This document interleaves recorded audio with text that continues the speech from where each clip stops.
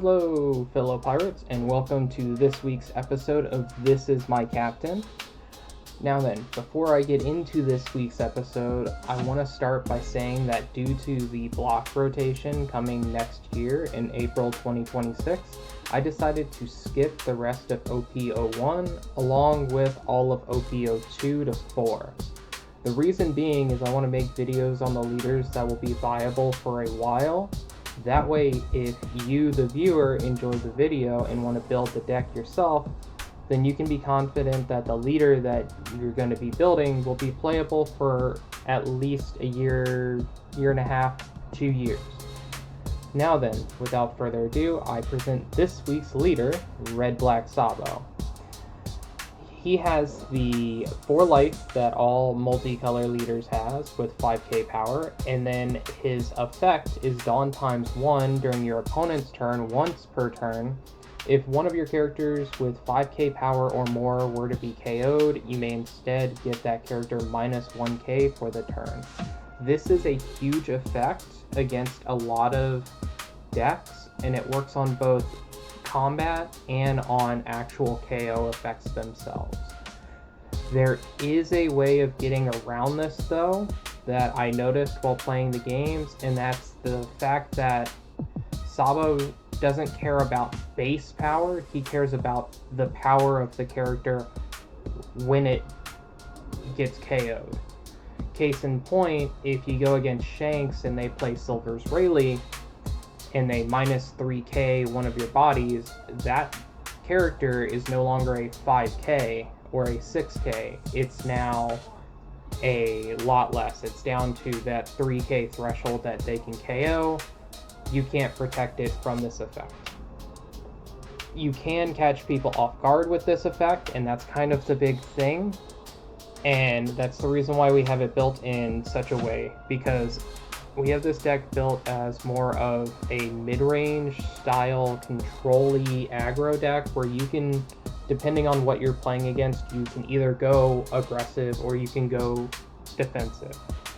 So we'll start off with the actual characters that make up the deck. So we got 4 copies of the 5-cost Yamato from EV01. She has 2 main reasons of being in the deck. One is she is a 2k counter, and 2, on your 5 Dawn turn, she's going to be one of your go-tos that you want to play. The reason being is that she has Activate Main. Once per turn, give up to 1 Rested Dawn to your leader or one of your characters. That means that on your 5 Dawn turn going first, you can then play her out and use her effect to put 1 on Sabo, being able to protect her. So that way then, if your opponent has anything to be able to KO her, they're going to have 2 things to do so. We do run only 2 copies of Otama. She's only in here as a 2k. Every now and again I'll use her in combo with another card that we'll talk about later on. But for the most part, she's just a 2k. 2 copies of the 4-drop Ivankov. He's a Revo Army, so you can get him off of the 5-drop Ivankov, and he has a decent effect of Activate Main. If he has 7k power or more, you can play a Revo Army character other than him with 5k power or less from your hand. That can help you a lot with the next card, the Karasu, which is kind of one of our main characters that we want to see every game. And that's solely because his ability is he has a on play of giving minus 1k as long as your leader is Revo Army to one of your opponent's leaders or character. And then he has, when attacking, if he is 7k power when he attacks, then you can do the same thing as his on play for that time. So that comes up huge later on, being able to turn like a 5k leader into a 4k, or being able to turn like Red Purple Luffy down from a 6k to a 5k, making it require a lot more resources from your opponent to be able to counter out. So this is going to be the main card that they go after, and because of Sabo's leader effect, you're able to have a better time of protecting it. We do run 4 copies of the 2K Koala. She's only really in here as a 2K. Her effect does come up every now and again with another card, which is this 7-cost Edward Newgate. Same thing with the Otama. Her effect comes up every now and again with him. I guess we'll talk about him right now. He has the effect that on play, give your leader or one of your characters up to 1 Rested Dawn. So if it's your 7 Dawn turn, you can play him out, be able to protect him, and use his Activate main to pop a 5k or less power character on your opponent's side of the field. So you can get a free removal that way. And using things like Koala and Otama, you can then pop either a 7k or you can pop a 8k. Or you can even go a lot higher if you get both of them on your 10 Dawn turn, because then you can pop a 10k, because you would then go Koala, Otama, that's minus 5k, and then Newgate himself. So there is ways of being able to do these huge KOs. I wasn't able to do it, but I know that it's possible of being able to KO using Newgate's effect, a 10-cost Teach. But you need specific cards, which would be your Fire Fist, your Otama, and then your Newgate. I think that there's a couple other cards, I'm just not running them, that you would have to use kind of in unison of it. But we'll move on. We run 4 copies of the Bello Betty Searcher. She's just here because we play a large amount primarily of the Revo Army cards, so she's just pretty much a guarantee hit. We do run 4 copies of Morley. This card is really scary for your opponents, and it takes a lot of the heat off of the rest of your characters as soon as you smack it down, because of its line of text of when attacking, if he's 7k or more, your opponent cannot activate blocker during this battle. So many people will be hell-bent on KOing this character at any means necessary, and rightfully so. But what that means is that you can play him out as kind of a pseudo blocker and kind of make it to where your opponent has to get rid of him. We do run 4 copies of Lindbergh. He's really good to get rid of a lot of the blockers that are being played nowadays, especially because you can combo him with a lot of different cards like the Koala and the Otama.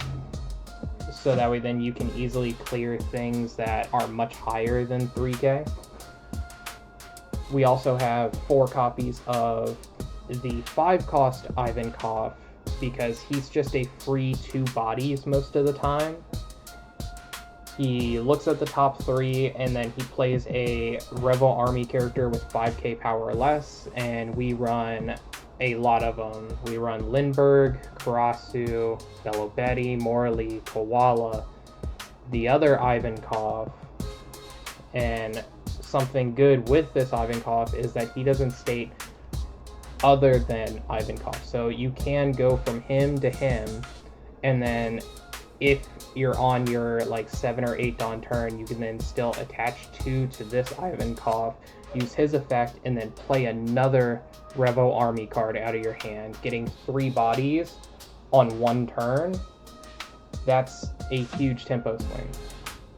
We are running 4 copies of the Monkey D Dragon as well, simply because as a finisher or a good double KO, he's really strong. The fact that he's 8 cost, he's 9k power, he has rush, it's not on play to gain rush, so Teach can't stop it. He does have the on play of giving your leader or up to one of your characters up to 2 Rested Dawn, so this is really good alongside your Sabo, because you can play him on your 8 Dawn turn, be able to swing 7 with Sabo, swing 9 with Dragon, and then Sabo's effect is live during your opponent's turn, making it much harder for them to remove Dragon. We're running only one copy of Goldie Roger. He hasn't really come up too much because most of the time, if you're having to play aggressive, then a lot of the Rebel Army cards are really good at doing that. It's primarily for the games that you play real defensive, where you're still just playing that mid-range grind, where you're still poking in a couple times here. Then you throw him down, and you can kind of win the game from that point. We do run 3 copies of the 7-drop Newgate. Like I had said earlier, he's just our main big body that we're going to be using to KO stuff. I was thinking about popping him up to 4 and putting Dragon down to 3 after all of this testing, and personally that is something that I would recommend. But if you want the specific list that I was running, that's why it still shows 4 here and 3 for the Newgate. We do run 4 copies of Borsellino. He's just a really good 4-Dawn turn play because he himself cannot be KO'd by effects, and he becomes a 6k blocker during your opponent's turn.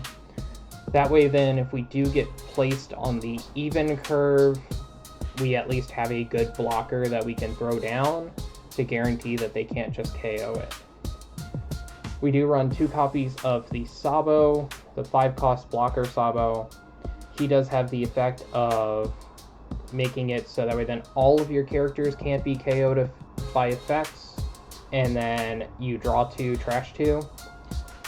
You don't really play him too often. He does come up in certain cases as just a blocker or to like get rid of too many bricks in your hand, but for the most part, that's the only reason why. So that's why he's only at 2. Now then, we are only running 1 event, and it is the 2-cost Fire Fist. It's a Rebel Army event that has main, give up to one of your opponent's characters minus 4k power this turn. Then, if your life has 2 cards or less, you KO up to one of your opponent's characters with 0 or less power. And then the trigger is you can activate the main effect, so it's really good to get out of your life. And then it itself can clear a blocker if you're going for game, if you're at 2 or less life. But the primary reason for this is on your 9-Dawn turn, you can minus 4k something big that's like a 9k body, and then play Newgate and be able to KO those 9k bodies. So that's a good way of getting rid of like other Monkey D. Dragons or Silver's Rayleigh or Ben Beckman's.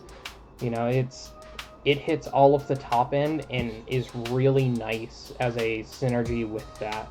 It also comes in clutch when, say, you need to get rid of a big body but you don't have Newgate. You can still minus 4k something and then use your other characters and your leader to be able to swing into it to guarantee that your opponent's going to have a very hard time of being able to counter out. Overall, I will say that the deck did amazing. I know that earlier iterations were running Gecko Moria, and losing Gecko Moria didn't really hurt us as much as I was expecting. It just made it a lot harder to play more control-based. Overall, we did get 7 wins and 8 losses, and I will say that out of the games, the one matchup that I feel is pretty much a guarantee win for us is against Blue Black Usopp, primarily because we don't care about the cost of characters. We care about the power of characters if we're going to KO them with Newgate or with Fire Fist. And since they do play a lot of blockers, these 2 cards constantly KOing their blockers makes it really difficult for them, and most of the time they're not going to be throwing down multiple big bodies all at once. Their big turn is going to be that 7-cost Rebecca into a 7-cost Kairos into a 4-cost Cavendish or a 4-cost Zoro, right? So they're not going to be able to just constantly swing for high numbers all the time into our bigger bodies, meaning our Sabo effect is going to get us out of that one big swing that they're going to have making it really difficult to KO our characters. The games that I have for you this week are against Green-Yellow Law, Blue-Red Marco, and then finishing it off with that Blue-Black Usopp. And again, if you like this type of content, please like, subscribe, and hope your games are as good as mine were. Alright, so for game 1, we are against that Green-Yellow Law.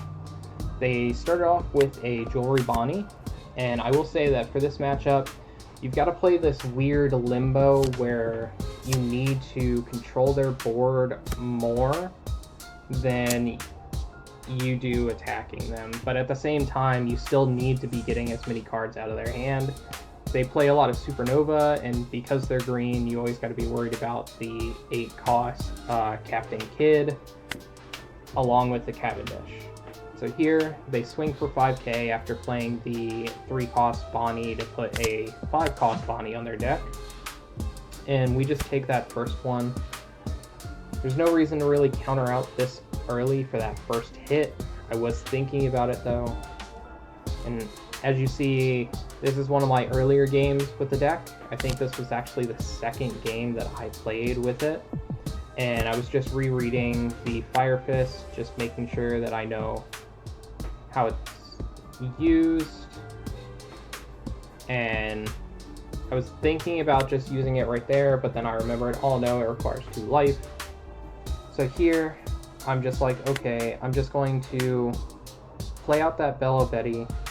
Did get me a 2k, and then I was debating about playing the Morley early, but I decided, no, we'll just go AK, try to get that Bonnie off the top, or to make them have to use their blocker, which they did use their blocker. So we're pretty sure that this Bonnie is going to come down this next turn. Our hand is looking pretty good though.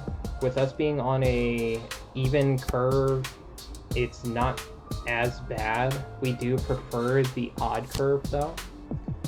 So here they go the 5-cost Law, and they play out the X-Drake and then try to use his effect, but his effect is only if they have less life than we do, but we're the ones with less life. And here we just give them the Koala. The reason being is I don't want to give up my Karasu or my Yamato. Those are going to be 2 of my main cards that I need. It's good that we have 2 7-cost Newgates, and here we're just going to attach 1, swing for 6 into that X-Drake, try to get that off the field so they don't have that for later, and then we're just going to play this Ivankov. And then we have 2 good choices here. We have the Morley or the Ivankov, and I just debate. I'm like, okay, so we can't attach 2 for the Ivankov right now, so I don't think that there's really that much reason to grab the Ivankov, so I just grab the Morley instead. And they are going to be worried about this Morley because Green-Yellow Law generally likes to go down to really low life because of their leader effect to be able to get out all of their cards. So Morley is a very scary card for them to see on the board and for them to let stay on the board. Here they did get a Eustace Kid from their search with that Luffy. And right now they're just going to swing in for 8. And I'm just going to take it. We got a Fire Fist off of our life as our 3rd life, which means that we can use that to get rid of that Bonnie for free. We didn't even have to use 2 Dawn for it. So here, I'm just thinking, I'm like, okay, so we have 8 Dawn. There's a couple different things that we can do, but the primary thing that I'm thinking about doing is I could go Karasu here, lowering that Law, being able to swing for a couple, or I can just play this Newgate and guarantee that I KO the well, I wouldn't be able to guarantee the Cavendish because it's 6k. So with 8 Dawn, that's kind of where I'm looking at. So here I just go 6k with Morley. This way, if they ever do want to block, none of the blocks are free. They just take it. So I know that they got a Bonnie in hand now. I go another 6k. They block. They give me a 1k. We play out this new gate. That way then we can still get a Dawn on our lead, swing 6k into their blocker, force them to give me another 1k, and then we're just going to use this new gate, kill that Searcher Luffy, just limiting the amount of attacks that they can do next turn. Here they get the Tashigi Kid combo, and they swing into the Morley like I was expecting them to, but luckily I have a couple 2Ks, so I give one 2K here. They play out the Searcher Luffy, they get a 7-cost Law, and then they try to hit off the top of their life by bouncing the Luffy, but it just didn't work. And then they swing in with Law to the Morley. I defend it with the effect, and then they have to use their blocker to be able to KO it. But this is a huge turn, so I have double Fire Fist in hand, so there is a way that I can get rid of both the Kid and the Tashigi and not have to worry about it. So I was thinking about that, or I could just use the Tashigi, be able to use this Fire Fist still on the Kid, making it 4k, play another new gate, KO that, and now I'm able to swing 6 into the Cavendish, and then I'll be able to swing 7 into the Cavendish. And it progresses my board by having 2 new gates on the field and not having to use all of my Fire Fists. Just in case they do have another Kid that they play, I can still KO that one as well without having to swing into it. Here they give us the Searcher Luffy, and then we go 7k, they let it go, and this is how you play control with this deck. Here they do have that 7-cost Law, and then they play this Caramel, which they bounce to get out the Bonnie, and they freeze one of our Eustaces. And here they don't have any Dawn up, so I just use the free defense from our leader, and then I give up the Yamato to be able to protect that Ivankov. And now I'm thinking, I'm like, what do I want to KO? Because I can use this other new gate. I can get rid of that Law, and that would be really strong. I can also play out a Dragon and be able to still KO that Law as well, because the Fire Fist only costs 2. So here I'm gonna go 6 into their tapped blocker. They give us the Caramel that they had bounced to their hand. So then I'm gonna play the Fire Fist, use the new gate to get rid of that, play the Dragon, swing 7k into that Law. They give us a 2k, that's fine. We're gonna swing the 9k into it, because they can't counter out of that one. This way, they're down to only 2 cards in hand, and they have just 2 swings a turn, and that's fine. So they swing for 11, they swing for 10, and that's game. There's nothing that they can do at that point to be able to win, and next turn we were definitely going to win, because just off of our field, we have 2 AKs, a 9K, a 6K, and then our leader, along with, we still had the Bello Betty. So we could easily go for a bunch of 9K swings, and they're not going to be able to counter out of all those. So even if they did have like 2 blockers there and they played both of those blockers, they're still, they got what? They got a 1K and a 2K, so they still wouldn't have been able to counter out of it no matter what. But that's game 1, so now we will go on to game 2. Alright, game number 2 is against Blue Red Marco. And we are going first with a decent hand. We start off with a Bello Betty, we just get a 2K. But the odd curve is kind of what we want to have, especially against these like control decks. And we want to make sure that we have a Yamato for our 5 Dawn turn.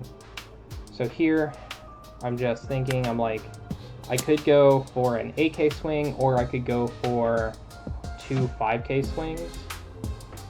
And I just decide, okay, I'm gonna go for 2 5K swings.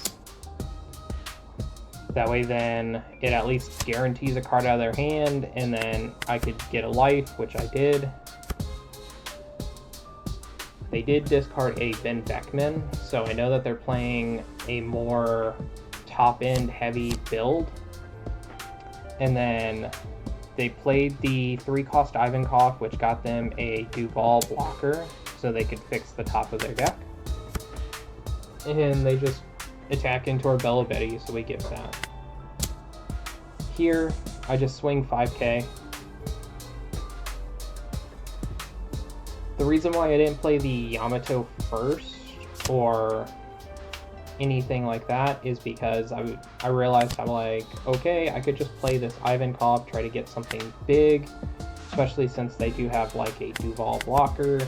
That way then I'm making 2 bodies on the field instead of just 1. Here they keep doing their leader effect every turn. They're making sure to just constantly sculpt the top of their deck and sculpt their hand, and then they pudding us. And I mean, our hand's not terrible, so we give it 1K, and then they swing for 6. And here I'm just thinking, I'm like, I could counter out, I decide not to, and then we get a Morley off of the top of our life, which is huge. So I give up the Bello Betty because the Porcelino means more to me than the search. And I do want to play this Porcelino as my character for turn, which leaves me 3 Dawn. So I attach 2 to the Karasu. And I'm just thinking, what am I going to attack into? What am I going to minus? Because I could kill that Ivankov, or I could minus the lead like I did. That way then it makes it harder for them to be able to counter out. So like there, they had to give us 2 2Ks.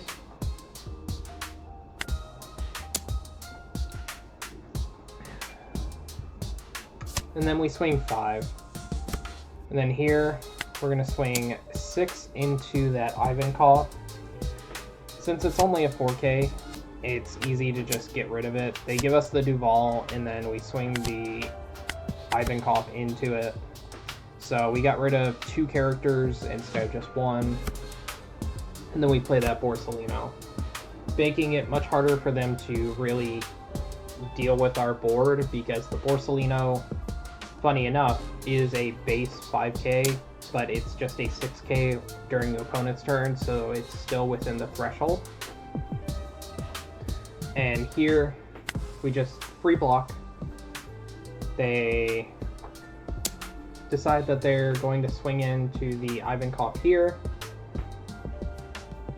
And I know that it's a 4K now instead of a 5K. So I could just let it go, or I can use my 2K and my Porcelino go down to 1 card in hand. This way they can't remove it, but they had the Raging Tiger. So, and then our luck, we got another Ivankov off the top, which is huge for us. But they're down to 3 cards in hand already. So we just start off with a swing of 7k, putting them down to 4k for their leader. And then we're just going to do another swing of 7k. And just like that, they're down to 1 card left in life. And then we're back up to having 4 bodies on the field. One of them can't be KO'd by effects, and then the rest of them have to, we can protect ones. Here, they are going after that Karasu. So I just debate about it for a second, but I just let it go. And then I take that just in case they had like a rusher like they do with this dragon. So they swing 11, we block, and then we use the Sabo effect to protect our blocker, making it that much harder to get rid of this Borsellino. That's one of the reasons why it is such a powerful card in this deck. It's by far your best blocker, and by far, I would say, within the top 3 best cards in your deck overall. And then here, we're just going to go for game. You know, we can still hold up for Sabo if need be, but here we swing 9, see what they do. And then I'm just counting my Dawn. So I was thinking at that point I could either swing for 8k and then swing for 9k. That way then, since they had 2 cards left in hand, they would only have either 9 or 2 2ks or a 2k and a 1k at most. If it's a 2k and a 1k, which is more likely, then the 8k gets through for sure. If it's 2 2ks, then that doesn't go through. And at that point, I'm down to 4 Dawn, so I can still just swing for 9, but that way I could swing into the dragon and get rid of that, leaving them just with the Sanji, the Pudding, and their leader, still making it that much more difficult for them to be able to kill me because I still have the Borsellino blocker. There is also merit to where I could still go for lethal using the Borsellino with that 4 Dawn left, being able to swing for 7k, 7k, or 5k, 9k still. But that is game 2. So now we will go on to game 3. Alright, game 8. I will admit, I made a little bit of a mistake. I forgot to hit record in the very beginning, but not too much really happened here in the beginning. It was pretty much just passing turns. It wasn't until now that they really did much. On their second turn, or on their first turn, they played the Leo. I forget which 2 cards they had searched, but they had discarded a Cavendish, and then their next turn they swung for 9, I think, into us. And then as you saw, we had just played a Morley, and then swung for 6, which they took, so we were both at 3. And then here they played the Zoro and tapped the Colosseum to try to get rid of our Morley, but because we had the 1 Dawn on our Sabo, we were able to protect it.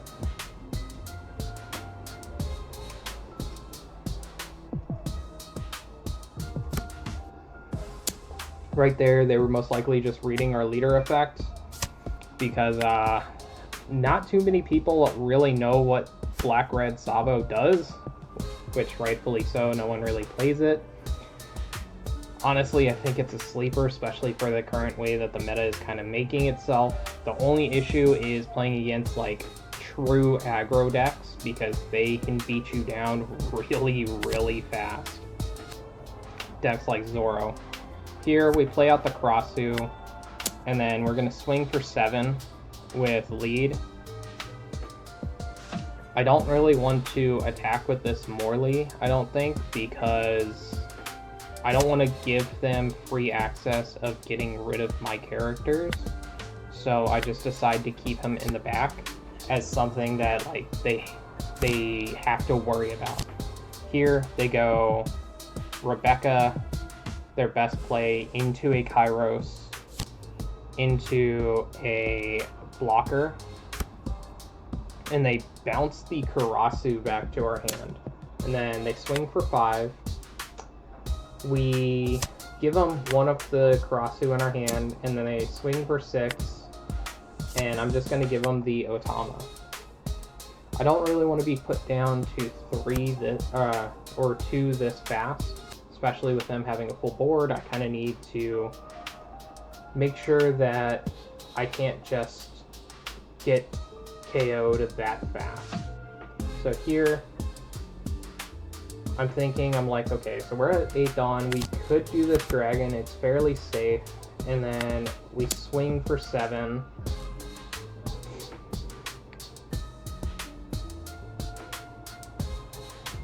And it's going to require 2 cards from their hand. And then here we just swing for 9.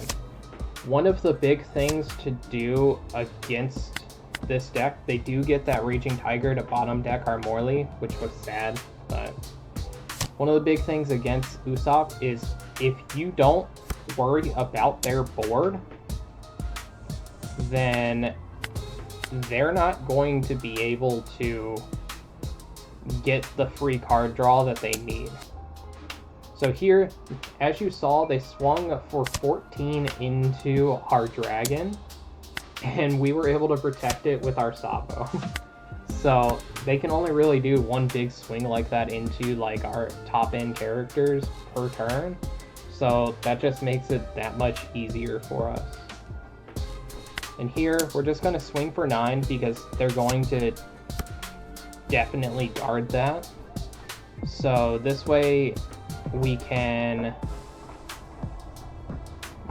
I was thinking about playing out this Fire Fist, which I do decide to do because I can now play out this Newgate, attach it on, and then KO that Kairos. And I got rid of their 9k body while still putting an 8k on my field, and now they've used both of their blockers. They do still have a blocker because of Frankie's effect, but we have a 9k and an 8k on our field with 2 life left. It's going to be an uphill battle for them at this point. So again, they're not going to be able to just kill my characters. There's no real way that they can. And here, they're just swinging for 10 into our Newgate. We're like, okay, we'll just use leader effects. None of your characters are 7k, so it's just free. And then they swing for 5. We give them that Kizaru. And then they swing for 6, and we're just going to give them the 2k. Keeping ourselves at 2 life at this point is really beneficial. It makes it so that way then they have a much harder time of worrying about us, and we're just constantly keeping this big board on the field and making it that much harder.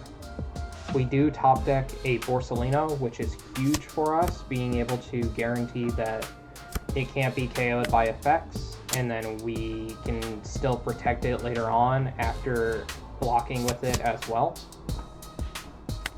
And here, we're just getting rid of their blockers, making sure that we get rid of cards in their hand too.